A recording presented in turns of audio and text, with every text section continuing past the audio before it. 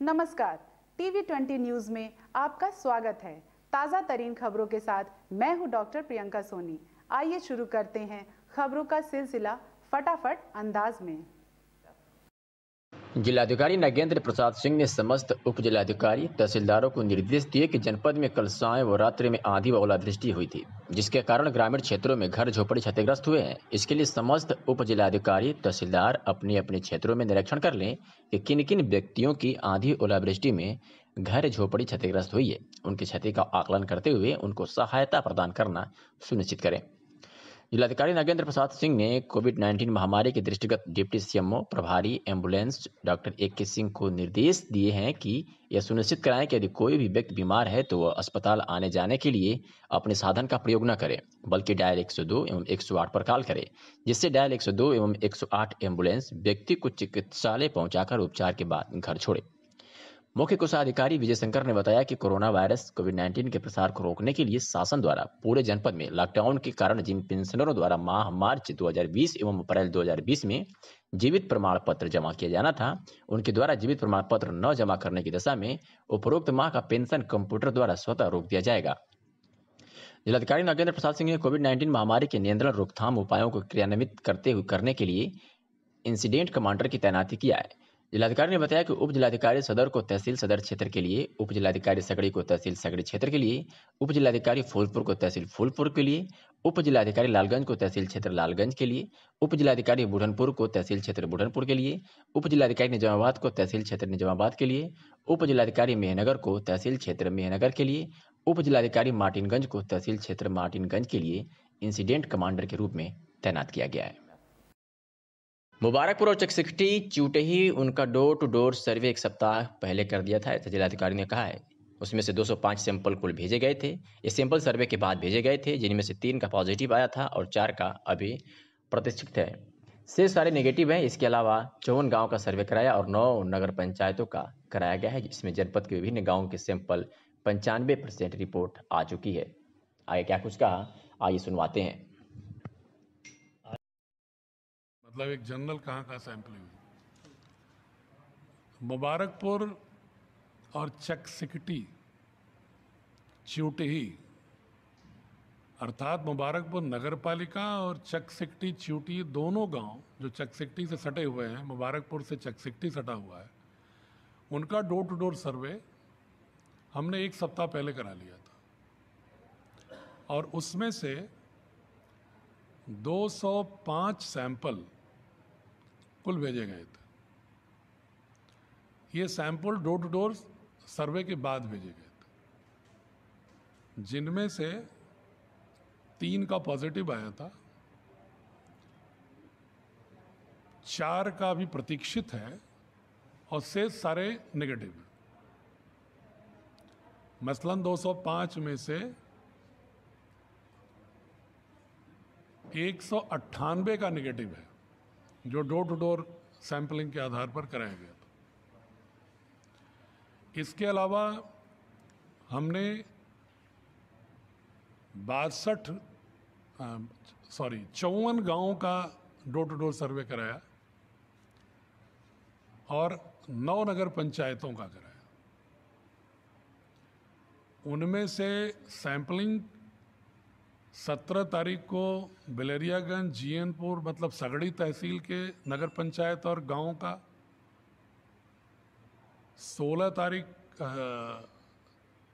18 तारीख को सरामीर का, 20 तारीख को मोहम्मदपुर, रानी की सराय, ठेकमा और मार्टिनगंज के एरिया का, आज फूलपुर, पवई और अहिरौला क्षेत्र का जो डोर टू डोर हुआ था, माहौल, फूलपुर, अन्य गांव जो डोर टू डोर हुए थे, उनका सैंपलिंग हो रहा है। कल लालगंज, पलहना और तरवा का होगा। जहानागंज के डोर टू डोर सर्वे जिन गांवों का था, उनके आधार पर सैंपलिंग भेजी जा चुकी है। सरामीर एरिया का जो डोर डोर सैंपलिंग गया था, उसका परिणाम 90% आ चुका है, जो सब नेगेटिव हैं। अतरौलिया क्षेत्र का जो भेजा गया था 51 सभी नेगेटिव मिले। इस तरह ग्रेजुअली हम जनपद के जो सभी क्षेत्र हैं उनमें जो सघन आबादी थी या जहाँ पर विदेश या देश के अन्य हिस्सों से आए हुए लोग ज़्यादा थे, उनको एक फॉर्मेट पर सैंपलिंग करा के जिनके पास श्वास के रोगी हैं या बुखार से ग्रस्त हैं या जिनको आए हुए 28 दिन से कम हुआ है, उन सब की सैंपलिंग हम करा रहे हैं और करा चुके हैं। कितने सैंपल अब तक गया है? वो फिगर जो देख के बताएंगे एग्जैक्ट। अभी फिगर कल तक फिगर जो थी वो 556 थी। कल तक जो सैंपल गए थे 556 गए थे टोटल। आज का फिगर अभी जो हम आपको बता दें। इसके अलावा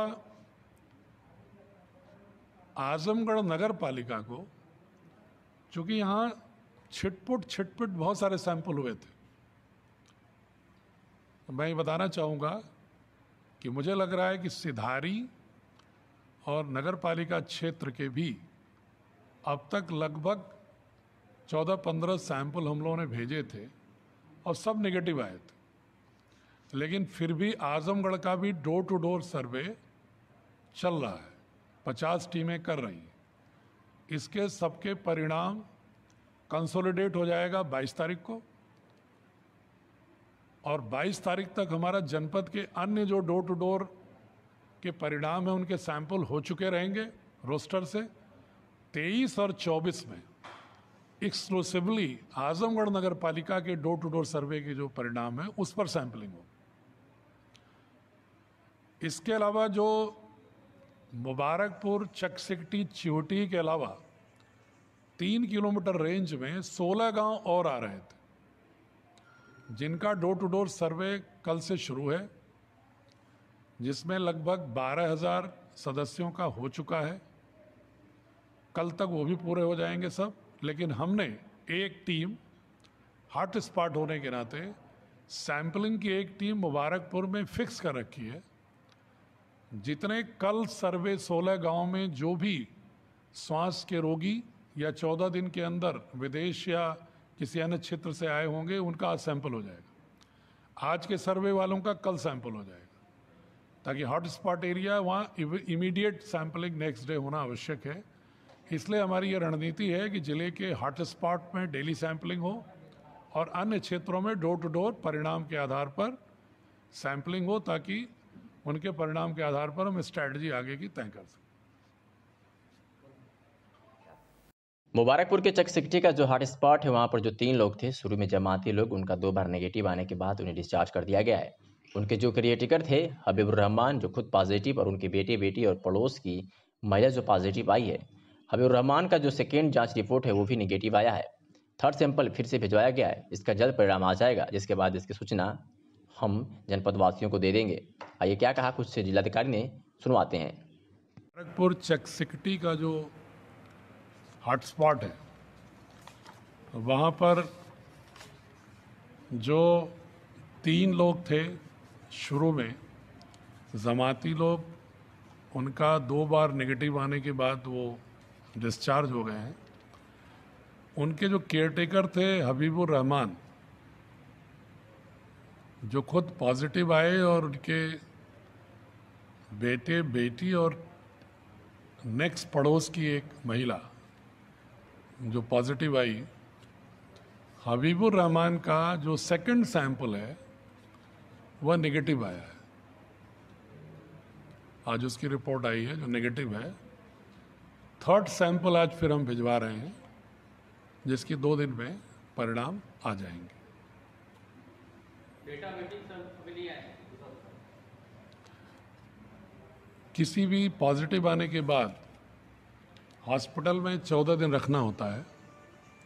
इसलिए हमने निर्देश दिया है कि जो भी बाकी 3 हैं, उनका जिस दिन उनका फर्स्ट सैंपल लिया गया था उसके 11वें दिन दूसरा सैंपल हो और 14वें दिन तीसरा सैंपल हो। तो जो उनके बेटे बेटी हैं, उनका सैंपल सेकंड सैंपल 23 को होगा, और उसका रिजल्ट आने के बाद फिर थर्ड सैंपल होगा। और जो मुनीरा खातून का है, चूँकि फर्स्ट सैंपल 15 को हुआ है, इसलिए उनका सेकंड सैंपल 26 को कराएंगे। 11वें दिन सेकंड सैंपल, 14वें दिन थर्ड सैंपल, और उसके रिजल्ट अगर कॉन्सिक्यूटिव नेगेटिव आते हैं तो डिस्चार्ज हो जाए।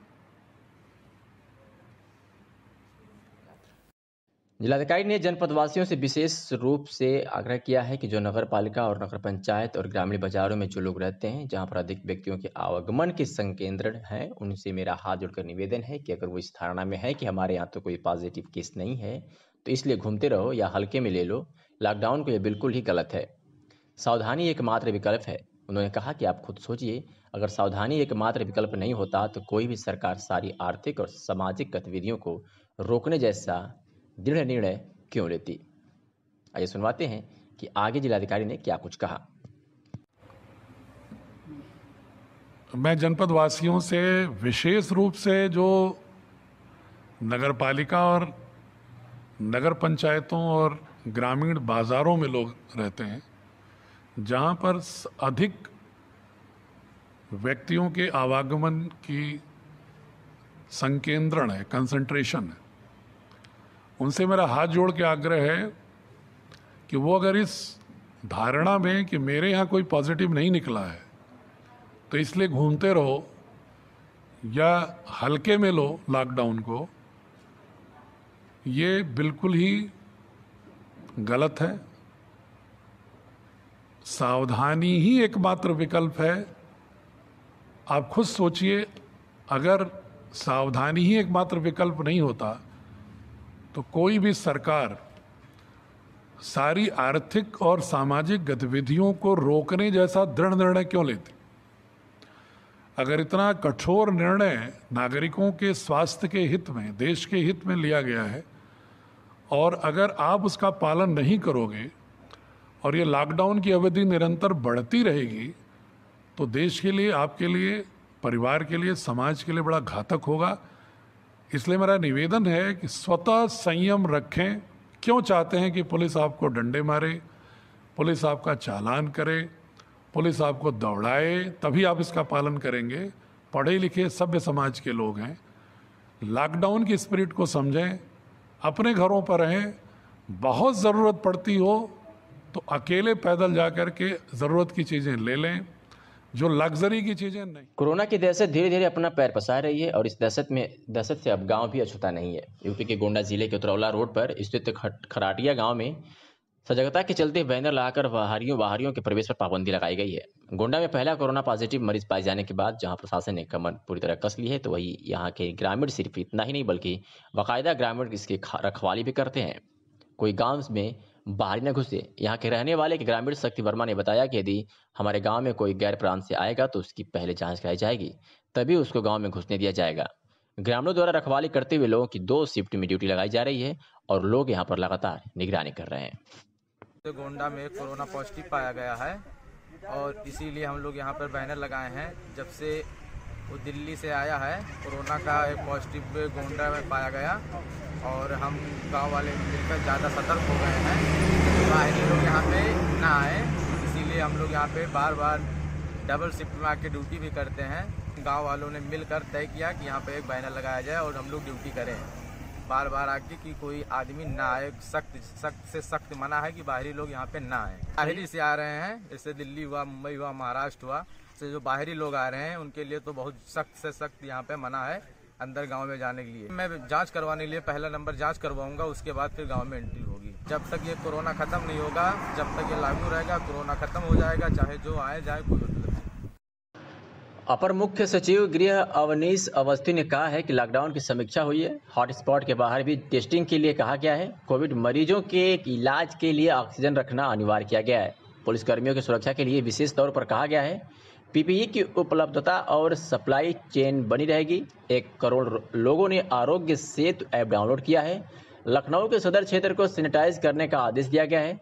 कोटा के विद्यार्थियों को सीएम हेल्पलाइन से जोड़ा गया है। शेल्टर होम और कम्युनिटी किचन में सैनिटाइजेशन सुनिश्चित होता रहे। रमजान में आवश्यक सामग्री की आपूर्ति हो। इफ्तार घर पर करें। एक्सप्रेसवे का काम शुरू हुआ है। पूर्वांचल एक्सप्रेसवे में 4000 से ज़्यादा मजदूर उपस्थित हैं, उन्हें रोजगार दिया गया है। बुंदेलखंड एक्सप्रेसवे पर भी काम शुरू हुआ है। गोरखपुर लिंक एक्सप्रेसवे का काम भी शुरू हुआ है। बदायूं में 10 से ज़्यादा केस, आदेश रिवाइज किया गया है। दिल्ली बॉर्डर पर सतर्कता बरती जा रही है।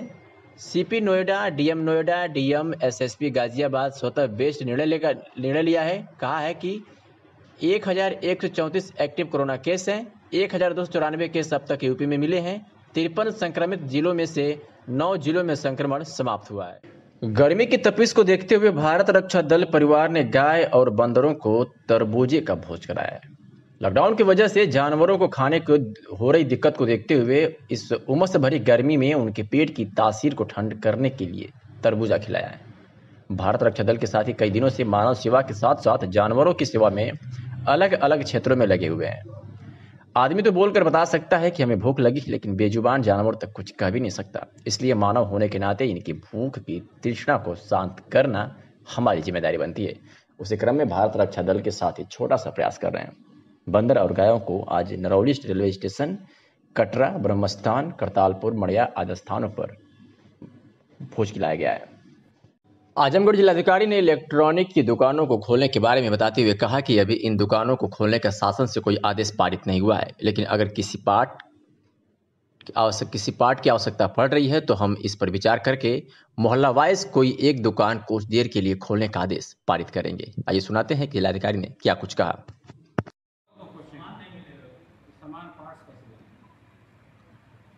देखिए, जो स्पेयर पार्ट्स के बारे में इलेक्ट्रीशियन अगर देखने जाता है, प्लम्बर जाता है, तो पार्ट्स मिलने की बात है।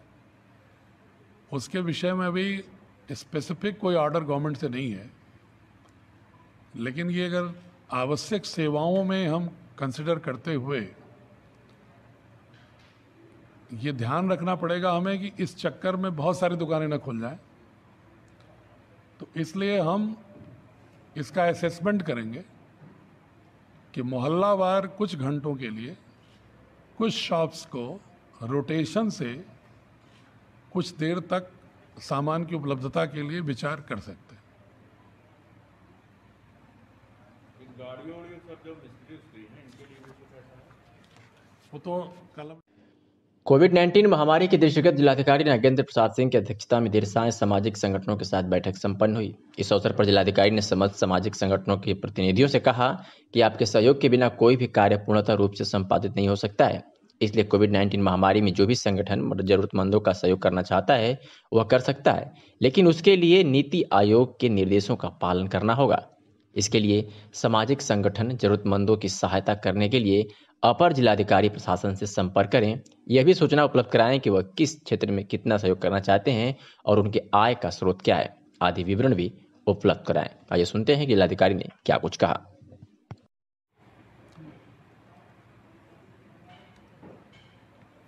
कोई इशू आप लोगों का बताओ, नहीं तो हम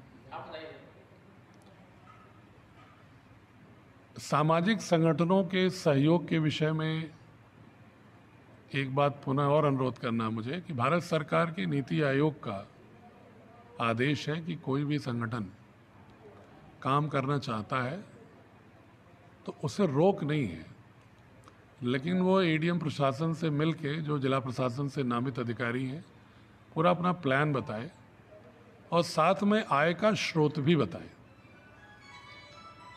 क्योंकि हम ये इजाज़त भी नहीं देना चाहेंगे कि कोई लोगों के सहायता के नाम पर लोगों के जज्बात को उभार कर और चंदा वसूली करे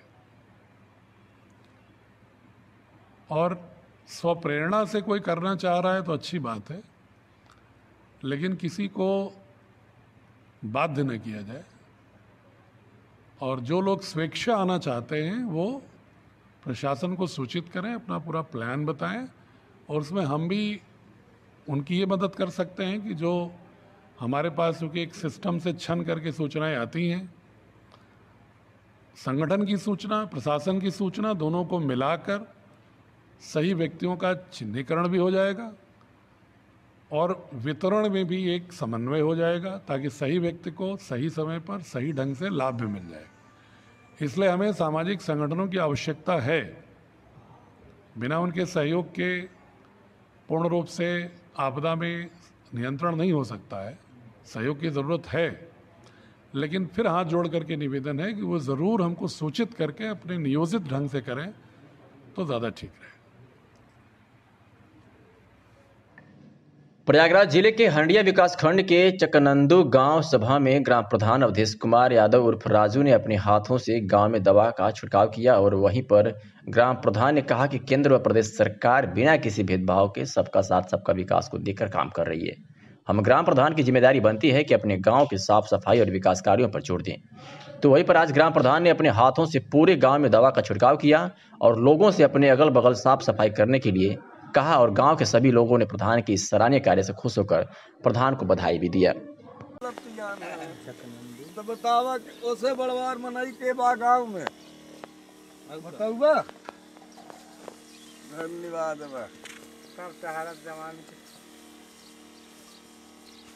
वो लड़ाई ले थी जरूर, आजाद मिलन की लड़ाई बात उन्हें कसत रहे थे जब वही कही यही हाँ सही बस या हुआ हमारी हम का यार अपना पूरी कस दे आज मजा सुबह मच्छरदानी जिला हाँ बहु ऐसे भाई अरे तार हाथ कली चढ़ावा। प्रधानमंत्री योजना के तहत जो अतिरिक्त चावल वितरित हो रहा था उसका जो आंकड़ा है 7,70,278 हमारे कार्ड होल्डर हैं, जिनको कुल 16,476 मीट्रिक टन वितरित होना था। मात्र 6 दिनों में 6,21,000 कार्ड होल्डर 13,910 मीट्रिक टन चावल का वितरण हुआ है। लगभग 85% ये वितरण इस बार उचित दर विक्रेताओं की शिकायतें बहुत कम मिली है। जिलाधिकारी ने कहा कि मैं यही चाहूँगा कि उचित दर विक्रेताओं से कि वितरण में पूरी पारदर्शिता, ईमानदारी और संवेदना का परिचय दे। जो विगत दिने जिनकी शिकायतें थी, जिन पर कार्रवाई हुई थी, कुछ लोग ऐसे थे जिनकी जांच चल रही थी और अतिरिक्त चावल वितरण में भी उनकी शिकायतें मिली। ऐसे 3 लोगों की दुकानें निलंबित की गई है और 2 के विरुद्ध FIR भी दर्ज की गई है। फूलपुर का हड़वा की जो दुकान है उसको निलंबित की गई है और अतरौलिया सुखीपुर के खिलाफ FIR की गई है। इसी तरह सगड़ी में भी एक दुकान है जिसके ऊपर FIR की गई है, जिसमें एक महिला के नाम है। ऐसे में जिलाधिकारी ने पुलिस अधिकारियों को निर्देश दिया है कि सामान्य रूप से जो दुकान या अन्य दायित्व ग्राम स्तर पर बहुत सारे महिला के नाम पर दुकान लेकर और कोई न कोई घर का पुरुष इन गतिविधियों में संलिप्त होता है, इसलिए FIR के बाद गिरफ्तारी जांच करके उस व्यक्ति की जाए जो इस केंद्रीय भूमिका में संलिप्त हो। प्रधानमंत्री योजना के अंतर्गत जो अतिरिक्त चावल वितरित हो रहा था उसका जो आंकड़ा है 7,70,278 हमारे कार्ड होल्डर हैं, जिनको कुल 16,476 मीट्रिक टन वितरित होना था। मात्र 6 दिनों में 6,21,000 कार्ड होल्डर 13,910 मीट्रिक टन चावल का वितरण हुआ है, लगभग 85%। ये वितरण इस बार उचित दर विक्रेताओं की शिकायतें तुलनात्मक रूप से बहुत कम मिली। मैं ही चाहूँगा उचित दर विक्रेताओं से कि वितरण में पूरी पारदर्शिता, ईमानदारी और संवेदना का परिचय दें। जो विगत वितरण में जिनकी शिकायतें थी, जिन पर कार्रवाई हुई थी, कुछ ऐसे लोग थे जिनकी जांच चल रही थी और अतिरिक्त चावल वितरण में भी उनकी शिकायतें मिली। ऐसे 3 लोगों की दुकानें निलंबित की गई हैं और 2 के विरुद्ध उसमें से FIR भी दर्ज की गई है। फूलपुर के हड़वा की जो दुकान है उसको निलंबित की गई है और अतरौलिया के सुखीपुर की एक दुकान है जिसके खिलाफ FIR की गई है और इसी तरह से सगड़ी में एक दुकान है राजदेव राम की, उसके खिलाफ भी FIR की गई है। उसमें से एक दुकान जिसके खिलाफ FIR की गई है वो एक महिला के नाम से है। तो मैंने पुलिस अधिकारियों को निर्दिष्ट किया है कि सामान्य रूप से जो दुकान या अन्य दायित्व ग्राम स्तर पर बहुत सारे महिला के नाम पर दुकान लेकर और कोई न कोई घर का पुरुष ही इस तरह की गतिविधियों में संलिप्त होता है। इसलिए एफआईआर के बाद गिरफ्तारी जांच करके उस व्यक्ति की हो जो मुख्य रूप से केंद्रीय भूमिका में रहा है अनियमितता की, ये भी निर्देश दिया गया। जिलाधिकारी ने कहा कि अभी तक सरकार ने जनसेवा केंद्रों को 20 तारीख के बाद ही खोलने का आदेश दिया है। आईटी से जुड़े हुए जो प्रतिष्ठान हैं उन्होंने कहा है कि कोविड-19 महामारी के दृष्टिगत नगर क्षेत्रों में आम जनता की परेशानियों को देखते हुए समस्त ईओ नगरपालिका को निर्देश दिए कि समस्त नगर क्षेत्रों में बढ़ई, प्लम्बर, बिजली मिस्त्री मोहल्लावार चिन्हित करें। इसके साथ ही उनके मोबाइल नंबर पंजीकृत कराते हुए उसकी सूची उपलब्ध कराएं, जिससे कि आम जनता को जरूरत पड़ने पर बढ़ई, प्लम्बर, बिजली मिस्त्री को फोन करके अपना कार्य करा सकते हैं। आइए सुनवाते हैं कि जिलाधिकारी ने क्या कुछ कहा। अभी तक गवर्नमेंट ने जन सेवा केंद्रों को ही सिर्फ 20 तारीख से खोलने का आदेश दिया है। आईटी से जुड़े हुए जो प्रतिष्ठान हैं उनको उन्होंने कहा है कि वो डिस्ट्रिक्ट एडमिनिस्ट्रेशन से संपर्क करें। अगर उनकी वजह से जनता को कुछ असुविधा हो रही है तो केस टू केस विचार किया जा सकता है। एक लोगों को समस्या हो रही है बढ़ई, प्लम्बर और इलेक्ट्रीशियन से, उसके विषय में आज हमने नगर पालिका के साथ बैठक करके उनसे ये कहा है कि मोहल्लावार चिन्हित करा लें कि इस कैटेगरी के कितने लोग उपलब्ध हैं और अपना नंबर नगर पालिका एक कंट्रोल रूम का जारी करे और सभी लोगों का अपने यहाँ रजिस्ट्रेशन करा लें और उनको जैसे सब्जियों का मोहल्ला बंटाता उस तरह मोहल्ले बांट दे और ताकि वो मरम्मत का काम हो सके।